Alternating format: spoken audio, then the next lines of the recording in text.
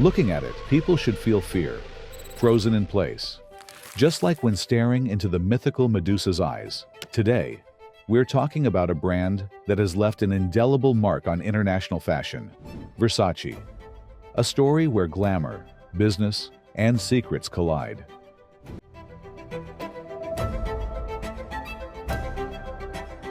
It all begins with him, Gianni Versace. Gianni Versace was born on December 2, 1946, in Reggio Calabria, southern Italy. His mother was a seamstress who opened her own shop just before World War II. His father was a merchant and an athlete. Alongside Gianni, the couple had two other children, Santo, the oldest, and Donatella, the youngest. Yes, that Donatella Versace. From a young age, Gianni helped his mother in her workshop. Clothes intrigued him, and he began creating them with her. But beyond his skill with fabrics, Gianni also showed remarkable entrepreneurial instincts. Between 1959 and 1960, when he was just 14, he convinced his mother to start producing ready-to-wear clothes alongside her custom work, so they could sell more. He also persuaded her to open a second shop, still in Reggio Calabria. At the time, there were very few fashion designers in southern Italy, as the Italian fashion industry was just beginning to take shape. Recognizing Gianni's talent, several local entrepreneurs began to request his designs. Eventually, a call came from the north, from Milan. The owners of a company called Florentine Flowers asked Gianni to create an entire collection. He accepted. On February 5, 1972, with determination and enthusiasm, Gianni set off for Milan. His brother Santo, now a graduate in economics, joined him to handle the business side. Money, in other words. After researching the going rates for other designers, they asked for 4 million old Italian lire for that first collection, roughly $2,000 today. The first Versace collection was a huge success. In addition to the 4 million lire, the owners also gifted him a Black Beetle car. And as often happens after a breakthrough, more offers from other companies began pouring in. Gianni continued freelancing for a while, but toward the end of 1976, the two brothers began to seriously consider launching their own independent brand, Gianni Versace. Friends and family asked, "But if your freelance work is going so well, why risk everything to create a brand?" Simple. Gianni wanted more. He wanted to leave a mark.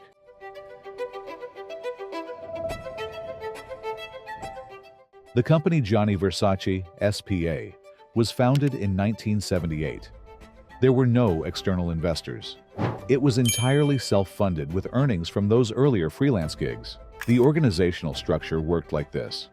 The Versace brothers made a deal with two major manufacturers, the Greppas and the Girombelli family. They formed two entities, a production company, in which the Versaces owned 40% and the industrial partners 60%, and a distribution company with 60% held by the Versaces and 20% each by the Greppas and Girombelli. The Gianni Versace brand itself, however, was owned entirely by the two brothers, 50% each.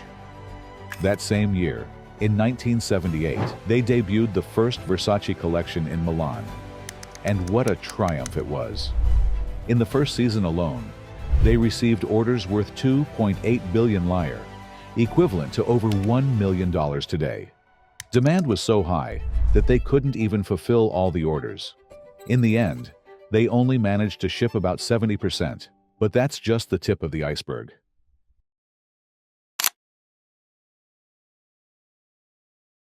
Let's explore a crucial point. Why did Gianni Versace's designs resonate so much? Because he broke the rules everyone had grown used to. Versace was bold, and that made him stand out. His garments were daring, provocative, and eye-catching. He also incorporated various styles, like bondage elements, latex, baby doll dresses, city streaming looks. Some critics called his taste excessive, but that never discouraged him. On the contrary, any press was good press. Through the 80s and early 90s, the Versace brand saw global growth, opening stores across Europe and even in the United States.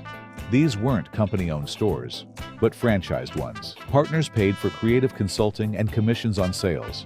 while also contributing to the brand's advertising budget. The Versace brothers handled everything else directly: design, production, marketing, and commercial networks. In 1982, Gianni began a romantic relationship with designer and model Antonio D'Amico. The two had a long relationship, and it was around this time that something interesting happened. Store managers began reporting that stars like Elton John were frequently purchasing Versace pieces. Gianni then decided to actively collaborate with celebrities, designing exclusive items for them and leveraging their fame to promote the brand. This strategy extended to his choice of models. He built a team of regulars who would become the most iconic models of the era. Gianni promoted them until they were as famous as top singers and actors.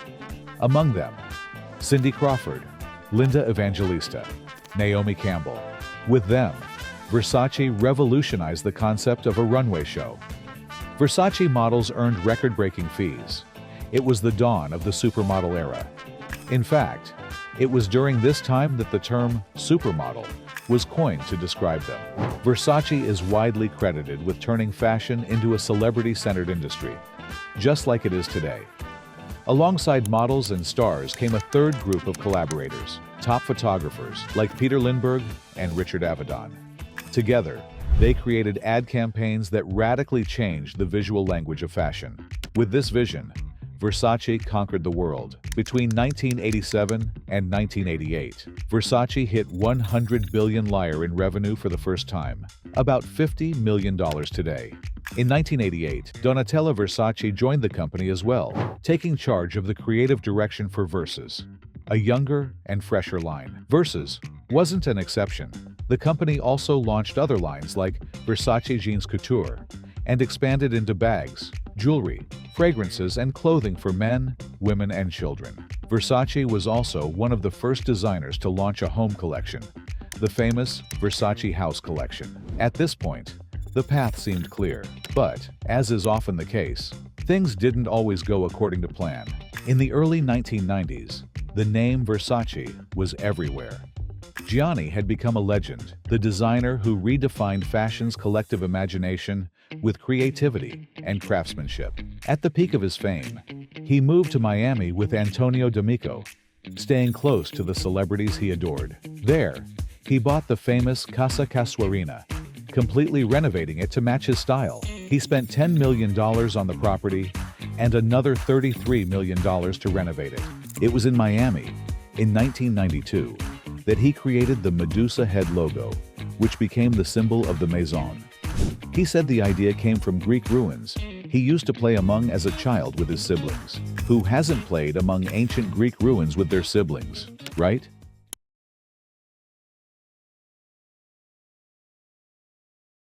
Everything seemed to be going well, but in 1993, tragedy struck. Gianni was diagnosed with a rare inner ear cancer and underwent chemotherapy for the next 2 years. Despite everything, he kept creating, solidifying his legendary status. A defining moment came when actress Elizabeth Hurley wore a now iconic Versace dress on the red carpet at the premiere of 4 Weddings and a Funeral. It was the bold, black safety pin dress. And the next day, Elizabeth and her gown were everywhere, on TV, in magazines, in every home. That was the hypnotic power of the Medusa, the myth of Gianni Versace. Years passed. By 1995, he seemed fully recovered and ready to come back stronger than ever. But, unfortunately, that wouldn't last long. Then came the most tragic moment. July 15th, 1997. While returning home from a morning walk in Miami Beach, Gianni Versace was murdered, shot to death by serial killer Andrew Cunanan. The killing shocked the world and left behind many unanswered questions, especially the motive, which remains unknown. Some even speculated that the Calabrian mafia, the 'Ndrangheta, was involved over alleged debts, but that theory was never confirmed. The family was devastated, as was Antonio, his partner. How could they go on without Gianni? He was the soul and heartbeat of Versace. After Gianni's death, Donatella and Santo managed the new distribution of shares. Santo kept 30%, Donatella got 20%, and the remaining 50% a relative majority, went to Allegra Versace, Donatella's daughter. Allegra's stake was estimated to be worth $700 million, valuing the company at around $1.4 billion. Donatella took over as creative director, and while Gianni's absence ushered in a difficult chapter, the company was in good financial shape, profitable and debt-free, so things initially went as planned. Still, rumors and speculation began to surface. The Financial Times reported that Donatella was suffering from an existential crisis, while Santo fell into depression. These may not have been baseless, though they were deeply personal matters. As Santo himself later said, it was the start of a deep family crisis, which inevitably affected the company's management. But even during these dark times, there were rare but shining moments. One, in particular, stands out. On February 23, 2000, at the Grammy Awards, Jennifer Lopez wore a green Versace jungle dress, designed by Donatella. At the time, Google had only been founded 2 years earlier, in 1998, and Google Images didn't yet exist. That night, hundreds of thousands of users searched Google to find photos of the jungle dress. They wanted a site that showed that dress. As Eric Schmidt, Google's former CEO, later explained, it became the most popular search query ever. But they had no way to show users what they were really looking for, a picture of J.Lo in the dress. And that's how Google Images was born. That's right, the image search function was created because of a dress. The new image search tool officially launched in July 2001. We're talking about a brand so powerful and influential that it inspired change in companies from completely different sectors, simply due to the public demand it generated. In the early 2000s, Versace faced a major financial crisis, with declining sales and rising debt. Thanks to a loan from Intesa Sanpaolo and new leadership, Giancarlo Di Riccio, then Gian Giacomo Ferraris, the company was restructured and returned to profitability. In 2014, U.S. firm Blackstone acquired 20% of Versace's holding company, valuing it at $1 billion. In 2018, Michael Kors's holding bought the entire Versace brand for around $2 billion and rebranded as Capri Holdings, keeping Donatella as creative director. Then, in 2023, another American giant, Tapestry, acquired Capri Holdings for $8.5 billion, creating a new luxury group with $12 billion in annual revenue. Today, Versace is stronger than ever, backed by solid finances and with creativity still led by Donatella Versace.